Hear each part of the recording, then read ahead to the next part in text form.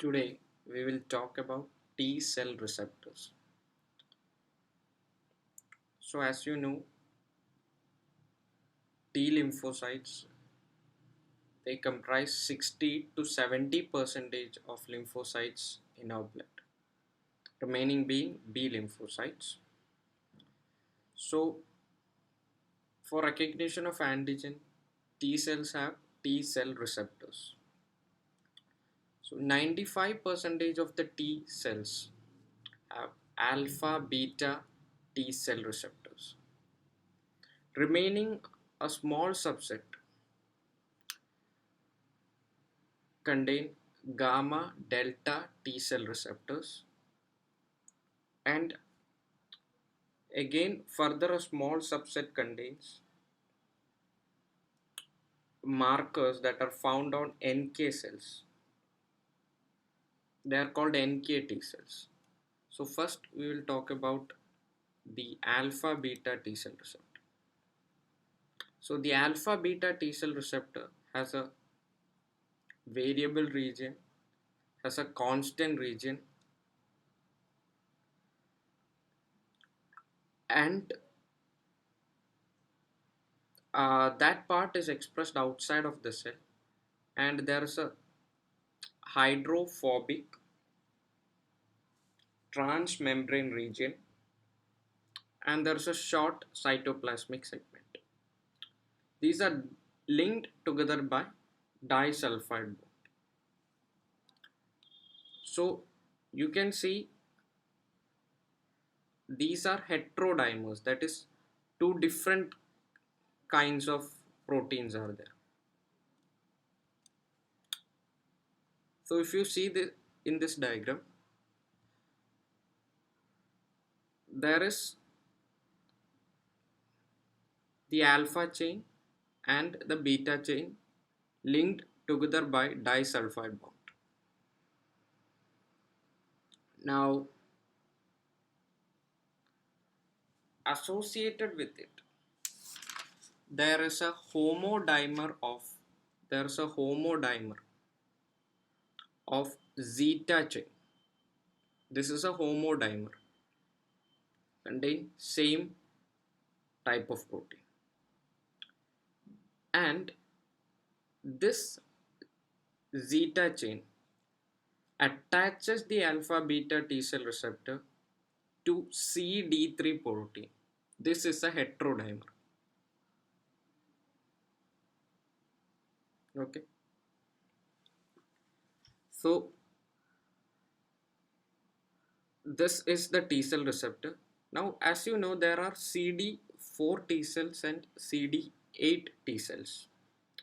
The CD4 T cells recognize the molecules that are presented by antigen presenting cells on MHC type 2. CD8 recognize the MHC type 1. So both CD4 and CD8 T cells contain the alpha beta T cell receptor, but it is this co-receptor that determines whether it should recognize from MHC2 or MHC1. So at first the alpha beta T cell receptor will bind to the MHC molecule that is presenting the antigen, and then if it is MHC2, the CD4 will be able to, this co-receptor will be able to recognize the beta 2 fragment of the receptor, MHC2 receptor, and then there will be signal transduction. That is the signal 1. That is for the activation of the T cell.